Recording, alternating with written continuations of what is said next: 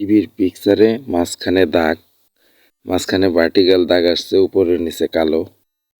উপরের নিচে কালো হয়ে মাঝখানে দাগ পড়লে এটা ভার্টিক্যাল দাগ হয়ে থাকে।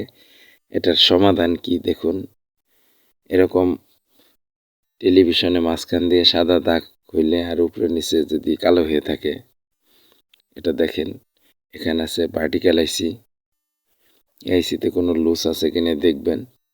এর আশেপাশে কোনো লুজ কালেকশন থাকলে সবগুলো জ্বালাই করবেন।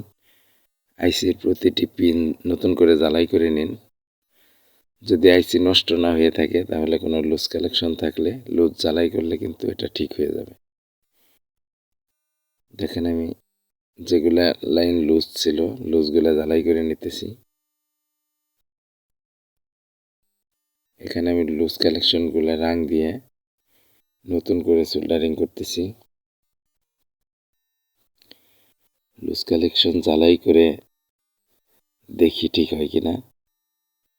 আমাদের ভার্টিক্যাল সমস্যা, এটা কিভাবে সমাধান করতেছি দেখে দেখে আপনারা এভাবে কাজ করবেন।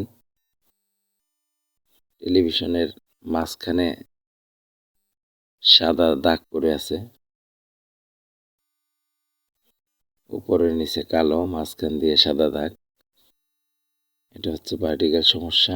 এটার জন্য আমি কিন্তু ভার্টিক্যাল আইসির আশেপাশে সব লুজ জ্বালাই করে নিলাম। এরপর টিভিটা চালু করছি, দেখেন হয়ে গেছে। এভাবে আপনারা ভার্টিক্যাল সমস্যা ঠিক করে নেবেন। ভিডিওটি ভালো লাগলে দিল ইলেকট্রনিক্স চ্যানেলটি সাবস্ক্রাইব করে বেল বাটন ক্লিক করে রাখুন, শেয়ার করে পাশে থাকুন। ধন্যবাদ।